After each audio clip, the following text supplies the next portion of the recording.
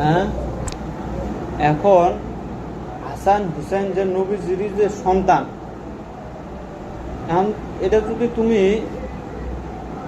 যেমন ধরো আমার এই যে হাতের যে 5টা আঙ্গুল মূলত কিন্তু আমার একটা হাতের সাথে লাগানো, কিন্তু আকার ধরছে এখানে কয়টা? 5টা।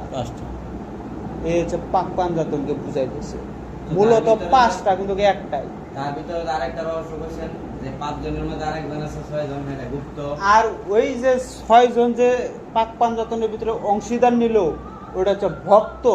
হ্যাঁ, একজন উম্মত আছে, উম্মতর বাদ দেয় নাই। হ্যাঁ, বাদ দেয় নাই, কেন আপনি আমার ইঙ্গিত দিছিলেন যে তুমি ইতিহাস করে দেখো, একজন সাহাবী আছে যে নিজের গাড়ি দিয়ে মা ফাতেমার ঘর মুছছে। এটাই নবীজি দেখছে। নবীজি দেখে কয় আমার উম্মতের ভিতরে এরকম ভক্ত আছে, এটা তো আমি সারা কোনোদিন পাক পাঞ্জাতন হতেই পারি না। ওইটা টাইনে নিয়ে পাক পাঞ্জাতনের সাথে যোগ করে দেয় 6 জন বানাইছে। কিন্তু মূলত পাক পাঞ্জাতনকে পুরো সৃষ্টির রহস্য করছে, আর ওই একজনকে ভিতরে ঢুকায় রেখে দিচ্ছে ওদের সাথে অংশীদার করে। এটা হচ্ছে ভক্ত। কিন্তু আমি ইতিহাস গুরু শিষ্যের খেলায় হচ্ছে ওই জায়গা। এই সাহাবীটার নাম বাইর করতে পারিনি, তবে আমার উদ্দেশ্য আছে এই সাহাবীটার নাম বাইর করতে হলে আমি ওর নাম দিয়ে বসবো না, কাজ চালানো সবাই আগে। না না না, ওই থেকে সব জিনিস দেখি সব জিনিস হয়, ওটা হচ্ছে প্রেমের খেলা। এই প্রেম দিকে তো আমি বসে করলাম, চালানো টার্গেট করতে এই জায়গায়। সব জিনিস যদি খালি তন্ত্র মন্ত্রের ভিতরে টানে নিয়ে আসো তাহলে তো হবি না। কেননা ওটা হচ্ছে মহব্বতের খেলা। যে নিজের দাড়ি দিয়ে নবীজির বেটি মা ফাতেমা ওর ঘর মুছছে, এটা নবীজি দেখছে। আমার মা ফাতেমার ঘর মুছছে, এক ছাড়া তো আমি অসম্পূর্ণ, একে আমার ভিতরে নিতেই হবে। এই একজনকে টান মেরে নিয়ে ভিতরে ঢুকাই দিচ্ছে। আর এই একজনের খবর একমাত্র পীর অলি গাউস কুতুব, যারা অরিজিনালি ফকিরি লাইনের একের কাছে আছে। এখন তো মনে কর বেশ ধরা ফকিরের অভাব নাই, এই সবাই সাইজা বসে আছে, হ্যাঁ আমি পীর, আর ভক্তিতে বেড়ে আছে, কিন্তু আসল ওদের কাছে নাই। আমি এটা জানার উদ্দেশ্য সে মানে ওর নামটা তো আমি পাই নাই, যেহেতু আমরা হয়তো বাতিগুলি জ্বালাই, কিন্তু আসলে মূলত 5টা জ্বালাই। আমার মানে মাঝে মাঝে এই জিনিসটা জানার পরে ওটা জানার দরকারও নাই, তুমি 5টা নিয়েই থাকো। 5টাকে ভজনা করছে, পুরা সৃষ্টি করে ভজনা করে ফেলাইছে, যে 5টা করবা পারে নাই, ওর কাছে কিছুই নাই।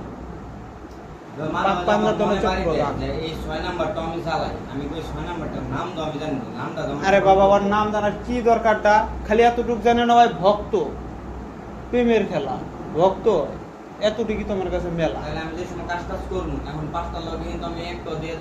পাঁচটা অক্সরণ করার দরকার নাই, পাক পাঞ্জাতনকে যে স্মরণ করছে ওই অক্সরণ করে ফেলাইছে, কেননা এখন একে অপরের সাথে মিল হয়ে গেছে, ওই একে অপরের সাথে মিল হয়ে গেছে, একজাস হয়ে গেছে। ওটা তুমি কি করবে? একজনকে গেলে ওই 5 জনকে ডাকা একই কথা। মাওলা আলীক যে ডাকছে, নবীজি স্বয়ং সে ডাকছে, আর যে নবীজি ডাকছে ওই আল্লাহ পাইয়া গেছে। 1000 বছর যদি খুঁজে বাইর করে কেউ যে হ্যাঁ আমি আল্লাহ দেখছি, এমন কোনো মায়ের নাল নাই যে কেউ কবার ভাবি যে আমি আল্লাহ দেখছি। আর এই আল্লাহ যে দেখছে সে হচ্ছে নিজের দেহের ভিতরেই দেখছে, পাক পাঞ্জাতনের ভিতরেই দেখছে, পাক পাঞ্জাতন ছাড়া কেউ নেই। আতস থাক বাত আরবিতে কয়, বাংলাতে কয় যে আগুন পানি মাটি বাতাস নূর, আর হিন্দু শাস্ত্রে কয় ক্ষেত অবতেজ মরুদ বোম। হয়তো বা শুদ্ধ করে পারি নাই, কিন্তু এটাই কয় মূলত, কিন্তু ওই 5টাই। যখন একটা দেহপুরি তৈয়ার হয়, বাপে যখন মায়ের গর্ভে বীর্য ঢেলে দেয়, ওটাকে বলা হয় নীর। আমরা কই না যে আমরা মাটির তৈরি, এটা ভুল কথা। আমরা মাটির তৈরি না, আমরা তো নীরের তৈরি। আমার কথাটাকে বুঝো যে আমরা হচ্ছে নীরের তৈরি। মায়ের গর্ভে যখন বীজ ঢেলে দেওয়া হইলো, তখন ওই জায়গায় বীজটা যায়া ওখানে 3টা কটোরা আছে। এখানে মেলা মারাত্মক রহস্য ঢুকে আছে। এই 3 কটোরার ভিতরে সৃষ্টির মূল। একটা কথা কয় দেয়, ওই যে নবীজি নামাজ পড়তে যাইতে একটা কুটনি বুড়ি আছে, ওই রাস্তার মধ্যে কাটা বিছাইয়া দিত। নবীজির যাতায়াতের যাতে সমস্যা হয় এই কাজটা সে করতো। আর এটা এজিদের মাধ্যমে করা হতো, মানে কাফেরদের মাধ্যমে করা হতো। এখন এটা যদি তুমি বাহ্যিকভাবে খুঁজতে যাও, জীবনও খুঁজে পাবে না। আর যদি নিজের দেহের ভিতরে খুঁজে ওটা খুঁজে বের করে কেমনে আমি কয়ে দিই আজকে। সেটা হচ্ছে যে নবীজি যখন যাতায়াত করতো, নবীজি রাস্তার ভিতরে কাটা বিছাই দিত এক কুটনি বুড়ি। এখন মানব দেহের ভিতরে কুটনি বুড়ি হচ্ছে স্বয়ং যার যার বীর্য। এর যত ছলনা, যখন এর উত্তেজিত বাড়ে তখন ছেড়ি ছাড়া মনে হয় ভালোই লাগে না আমার, কাম ভাব জাগ্রত হয়ে জায়গা, বইয়ের কাছে জানি নাকি আমার। এই যে কুটনি বুড়ির কাজ হচ্ছে এই জায়গাটা, তখন এই যে বীজ ঢেলে দেয়, আর এই বীজটা যখন মায়ের গর্ভে যায় তখন নবীজির যাতায়াত বন্ধ হয়ে যায়। এখন নবীজিটাকে এটাই তো খুঁজে পেল, নবীজিটা একটু বুঝে নাও। সেটা হচ্ছে যার যার মহিলাদের মাসিক হচ্ছে স্বয়ং নবীজি। এ হচ্ছে স্বয়ং নবীজি, মাসে মাসে উদয় হয়, 3 দিন থাকে, এটাকে বলে ত্রিবেণীর ঘাটে খেলা করে। আর এই নবীজি যদি পৃথিবী না আসে, মায়ের গর্ভটা হচ্ছে একটা পৃথিবী, জান্নাত।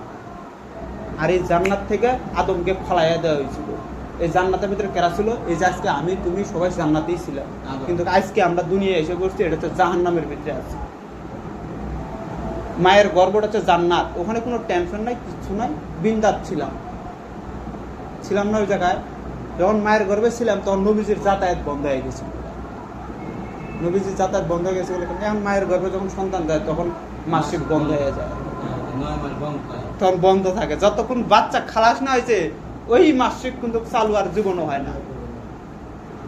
এই হচ্ছে নবীজির খেলা। এই জন্য বলা হয়েছে এটা শরীয়তের মোল্লা মুন্সিকে সাধারণ মানুষকে বোঝানোর জন্য করে কইতেছে যে নবীজি হচ্ছে রাস্তার মধ্যে কুটি কুটি কাটা দিয়ে রাখছিল। আসলে কাটা তো আমি তুমি সবাই নিজেই, বাপে যায় কাটা দিছে, হ্যাঁ, কাম ভাবের ভিতরে যাইয়া এই কাটাটা যতদিন আমরা মায়ের গর্ভে ছিলাম নবীজির যাতায়াত বন্ধ ছিল। যখন আমরা বাইরে এসে বসছি, জান্নাত থেকে জাহান্নামে আসলাম, এখন এখানে হিসেব মেলা কাহিনী এটি, তখন ওই জায়গার ভিতরে নবীজির আবির্ভাব আবার নতুন ভাবে শুরু করবে। এটা কি কয় নবীজির খেলা, মাসে মাসে উদয় হয়, ত্রিবেণীর ঘাটে খেলা করে। বড় বড় সাধকরা খালি সব খালি এই জায়গাতে নিয়ে যায় খেলা। আর আরেকটা জিনিস ব্যাখ্যা করে ভালো করে বুঝিয়ে দেই, তোমাকে কি প্রশ্নটা করি, কল্প, আমরা যে সবাই কই কল্প কল্প কল্প, এই কল্পটা কাক বুঝায়? খবর পাবে যে কল্প কোনটা? কল্প হচ্ছে যেটা আপনার এই যে বাম পাশে থাকে, হৃৎপিণ্ডকে বোঝায়। হৃৎপিণ্ড, যার 7টা তবক আছে। বাংলা কথা সেটা হচ্ছে হৃৎপিণ্ড, যাকে বাংলায় কয় মন। হ্যাঁ, ফুসফুস, যেখানে বাতাস জমা হয়, হ্যাঁ, যায় ফুসফুস যেভাবে তো দিন হবে, ওটাকে সবাই বাংলাতে মানে সবাই কয় কল্প। আসলে ওটা কল্প না, কল্প হচ্ছে গুপ্ত রহস্য। সেটা হচ্ছে নারীদের যৌনাঙ্গকে, যৌনাঙ্গ নারীদের নাভির 4 আঙ্গুল নিচে যে জিনিসটা আছে সেটাকে কল্প কয়। আর যেটা কাল্প, একটা হচ্ছে কল্প আর একটা হচ্ছে কাল। কাল্প হচ্ছে প্রত্যেকটা মানুষের বাম সাইডের যে হৃৎপিণ্ড রয়েছে, মন, ওটাকে বলা হয় কাল। এটা যদি বন্ধ হয়ে যায় তোমার মৃত্যু, আমার মৃত্যু, সবারই মৃত্যু নিশ্চিত। এই কল্পের ভিতরে যত খেলা, আসলে কাল্প হচ্ছে মন, আর কল্প হচ্ছে সৃষ্টির মূল। আর এই কল্পটাকে, এই কল্পের ভিতরে 3টা তারা আছে, এভাবে 2টা গেছে, আর মাঝখানে এসে একটা হচ্ছে। বিয়ের সাথে করে নাই, করলে বুঝতে হবে যে আসল খেলা কোন জায়গায়। সৃষ্টি হইতেছে একমাত্র নারীদের যৌনাঙ্গের ভিতরে। যদি কেউ বাপের বেটা হয়ে থাকে, যদি কেউ কবার পারে যে আল্লাহ হচ্ছেন পুরুষ, তাহলে ভুল হবি, কেননা আল্লাহ পুরুষ নয়, আল্লাহ স্বয়ং নিজেই নারী। কেন নারী ছাড়া সৃষ্টি হতেই পারে না। এখন তুমি একটা বীজ বললে, যদি জমিনই না থাকে তুমি কোন জায়গায় বীজ ফেলবে? আর বীজের কোনো চৈতন্য নাই। চৈতন্য তখনই হয় যখন বীজটা নারীদের যৌনাঙ্গের ভিতরে প্রবেশ করে, তখন ওই জায়গায় লালন পালন করে, মায়ে যখন লালন পালন করে, তখন ওই জায়গার ভিতরে তোমার 5 কোরআন যায় স্থাপন করে, তখন একটা মানব দেহের সৃষ্টি হয়। এছাড়া সৃষ্টি নাই। যদি নারী ছাড়া যদি সৃষ্টি হইতো তাহলে পুরুষই আজকে আল্লাহ হইতো, পুরুষই সবকিছুতে, পুরুষ করতে চাইলে নারীর দরকারই নেই। এটা হচ্ছে সেই রহস্য যে আমরা মন্দিরের মধ্যে অমুকের 5 সপ্তাহ 5 কোরআন, তাহলে এই জায়গাতে এসে 5 সপ্তাহ 5 কোরআন, 5 কোরআন স্বয়ং মা নিজে দেয়। মা ছাড়া কোনো পাঁচ আত্মা আসতেই পারে না, এটা অসম্ভব। যদি কোনো মায়ের লাল হবার পারে, কোবার পারে, দলিল দেখার পারে যে হ্যাঁ আমি বাপের কাছ থেকে পাঁচ আত্মা পাইছি, ওই হালা গাদা মূর্খ মায়ের কাছ থেকে পাঁচ আত্মা পাস করে না আসে। এটা এই ছাড়া, মাও ছাড়া কেউ নেই। তুমি দেখো সৃষ্টির মূলে যদি যাবার যাও, সৃষ্টির মূলে যায় দেখো আল্লাহ একা কিছুই করতে পারে না। ওনার স্বয়ং নবীজি কয় নাই, দলিলে আল্লাহ সাক্ষী দিতেছে যে আমি প্রথমে নবীকে সৃষ্টি করছি, নবীর হচ্ছে স্রষ্টা, আর আজকে আমরা হচ্ছে সবাই সৃষ্টি। নবী যদি না হইতো কিছুই হইতো কিছুই না। হতো না, হ্যাঁ। হ্যাঁ, সোজা সাপটা কথাই যায়। নবী হচ্ছে মূল, আর এই নবীজি হচ্ছে লালন কর্তা, পালন কর্তা। এটা বেশি। এই লালন পালন করতেছে, এই জন্য অবতার নিয়েছে শেষকালে, অবতার নিয়ে যুগকে পরিচালনা করতেছে। এভাবে এভাবে তোমরা চলো, তাহলে লালন কথা কি হলো? সেও। আর হিন্দু শাস্ত্রে যদি যাও, শিব, ব্রহ্মা, বিষ্ণু, শিব, বিষ্ণু মহেশ্বর। মহেশ্বরী শিব, ব্রহ্মা, বিষ্ণু, শিব। ব্রহ্মা হচ্ছে সৃষ্টির মূল বীজ, আর হচ্ছে বিষ্ণু হচ্ছে লালন কর্তা, ওই সর্বদাই লালন পালন করে, লালন পালনের দায়িত্ব হয়, ওটাকে বলা হয় নারী। বিষ্ণু হচ্ছে স্বয়ং নারী। আমরা দেখি কাহিনীর ভিতরে, কত রকমের কাহিনীর ভিতরে বিষ্ণু হচ্ছে পুরুষ, রাধা হচ্ছে এই কাহিনী, এই নানান কীর্তি। আসলে সবগুলোর ভিতরে হচ্ছে বিষ্ণু আর হচ্ছে কালী, এরা হচ্ছে পূর্ণাঙ্গ হয়েছে। সবাই তো ইঙ্গিত দিয়ে বুঝাই দিল, অন্যান্য এত এটা তো দেবদেবতা সব- থাকতে, 33 কোটি দেবদেবতা তো এই বিষ্ণু ঐক্যের মোহিনী অবতার এমন লাগে। সব এটা হচ্ছে সাধকদের জন্য, সাধারণ মানুষদের জন্য নানান কথা। সাধারণ মানুষ হচ্ছে গাধার মতো, ওরা যাই যেটা বুঝ দিছে ওরা ওটা নিয়ে নাচানাচি শুরু করছে। এটা তো একটা ইঙ্গিত দিয়ে দিছে, এত এত দেবদেবতা থাকতে, এই আর- শিব থাকতে, ব্রহ্মা থাকতে, বিষ্ণু ঐক্যের মোহিনী অবতার এমন লাগে। আর হচ্ছে শিব হচ্ছে ধ্বংসকর্তা। কেননা ধ্বংস যার হয় নাই, ওর সৃষ্টি হতেই পারে না। কেউ কারোর থেকে কম নয়। তুমি যদি কও যে ব্রহ্মা বড়, তাহলে ভুল জায়গায় আছো। তুমি যদি কও বিষ্ণু বড়, তাও ভুল জায়গায় আছো। তুমি যদি কও শিব বড়, তাও ভুল জায়গাতেই আছো। কেউ কারোর থেকে কম নয়, এখানে সবাই সমান।